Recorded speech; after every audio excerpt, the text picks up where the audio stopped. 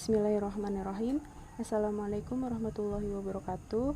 Kami dari kelompok 4 akan mempresentasikan hasil tugas kami untuk mata kuliah Ulumul Quran dengan materi Asbab An-Nuzul.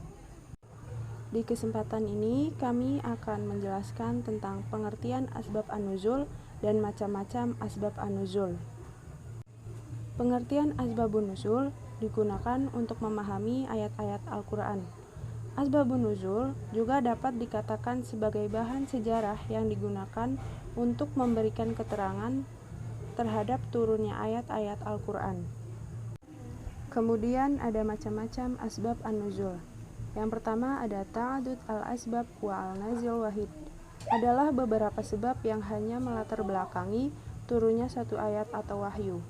Ada kalanya wahyu turun untuk menanggapi beberapa peristiwa atau sebab, misalnya turunnya Quran surat Al-Ikhlas ayat 1-4.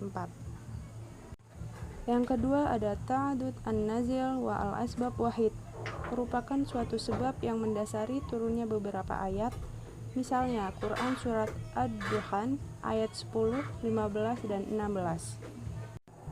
Jika ditemukan dua riwayat atau lebih tentang sebab turun ayat dan masing-masing menyebutkan suatu sebab yang jelas dan berbeda dari yang disebutkan lawannya, maka riwayat itu perlu diteliti dan dianalisis.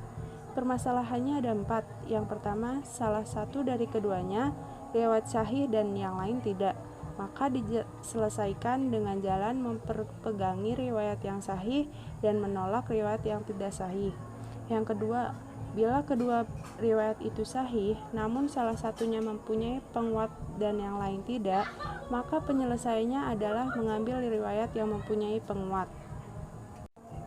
Yang ketiga, kesahihan dua riwayat itu sama dan tidak ditemukan penguat bagi salah satu keduanya, akan tetapi keduanya dapat dikompromikan kedua sebab itu benar terjadi dan ayat turun mengiringi peristiwa tersebut.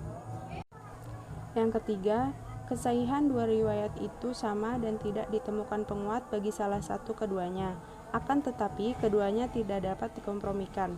Maka penyelesaiannya adalah dengan menganggap terjadinya beberapa sebab bagi turunnya ayat tersebut.